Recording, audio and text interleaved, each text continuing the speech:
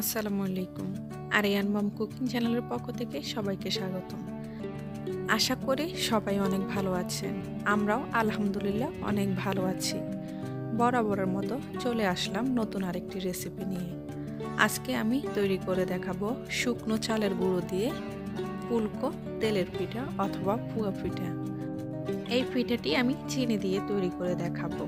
আর পিঠাটি অনেক ফুলকো হয় আর একদম নরম। 2-3 দিন পর্যন্ত এই পিঠাটি এরকম ফুলকো থাকে। আশা করি আমার আজকের রেসিপি সবার অনেক ভালো লাগবে। ভালো লাগলে চ্যানেলটিকে লাইক, কমেন্ট, শেয়ার এবং সাবস্ক্রাইব করবেন। আর পাশে থাকা বেল বাটনটি প্রেস করে নেবেন। এতে করে আমার নতুন কোনো ভিডিও দেওয়ার সাথে সাথে নোটিফিকেশন আপনাদের সবার মাঝে চলে যাবে। আর যারা আমার চ্যানেলটিকে সাবস্ক্রাইব করে আমার পাশে থেকেছেন তাদেরকে আমার পক্ষ থেকে অসংখ্য ধন্যবাদ। চলুন শুরু করা যাক আমার আজকের রেসিপি। তেলের পিঠা তৈরি করার জন্য এখানে আমি একটি বাটিতে নিয়ে নিলাম 2 কাপ শুকনো চালের গুঁড়া। আর এখন এখানে আমি দিয়ে দিব 1/2 কাপ ময়দা। ময়দা দেওয়ার কারণে পিঠাটি অনেক তুলতুলে হবে আর রেখে দেওয়ার পরও শক্ত হবে না। আর এখন এখানে আমি দিয়ে দিলাম স্বাদ অনুযায়ী লবণ।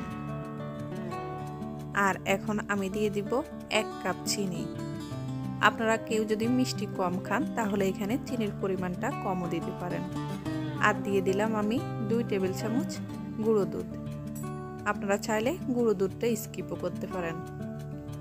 এখন আমি একটা হ্যান্ড হুইস্কের সাহায্যে শুকনো উপকরণগুলোকে ভালোভাবে মিশিয়ে নেব। এখন এখানে আমি দিয়ে দিব কুসুম গরম পানি। আপনারা চাইলে এখানে পানির পরিবর্তে দুধও দিতে পারেন। এখন একটা হ্যান্ড হুইস্কের সাহায্যে আমি ভালোভাবে মেশাতে থাকব। পানিটা আমি আস্তে আস্তে দিব আর মেশাতে থাকব।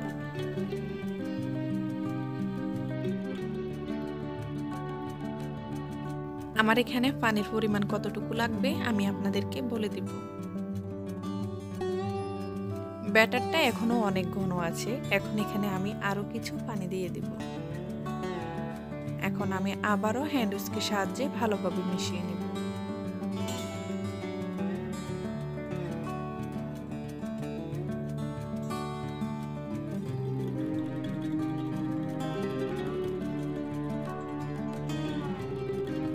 আমার এখানে 1 কাপ পানি লেগেছে। আপনাদের কম অথবা বেশিও লাগতে পারে।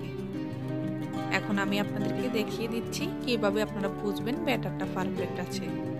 যখন ব্যাটারটা আঙ্গুলে দেওয়ার পর শেষে ড্রপগুলো এরকম ছিঁড়ে ছিঁড়ে পড়বে তখন বুঝতে পারবেন আপনার ব্যাটারটা পারফেক্ট আছে। এখন আমি 10 মিনিটের জন্য রেস্টে রেখে দিব। ফিরে আসলাম আমি 10 মিনিট পর। এখন আমি একটা চামচের সাহায্যে ব্যাটারটাকে কিছুক্ষণ এভাবে মিক্স করে নিব। এরপর আমি পিঠাগুলো বানিয়ে নেব।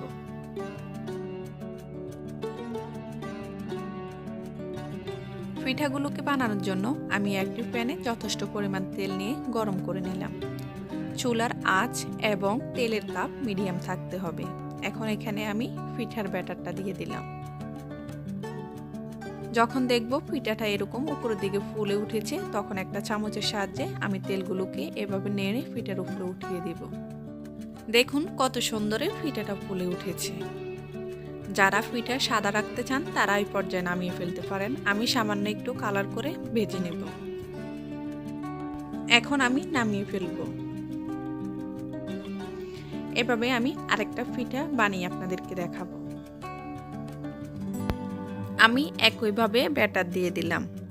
যখন উপরের দিকে পিঠাটা বেশি উঠবে তখন আমি তেলগুলোকে এভাবে উপরের দিকে উঠিয়ে দিব। দেখুন এই পিঠাটিও অনেকটাই ফুলে উঠেছে। এখন আমি নামিয়ে ফেলবো।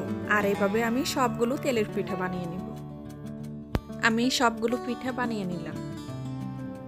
আর এখন আমি একটা পিঠা আপনাদেরকে ভেঙে দেখাচ্ছি পিঠার ভিতরও কতটা সুন্দর হয়েছে।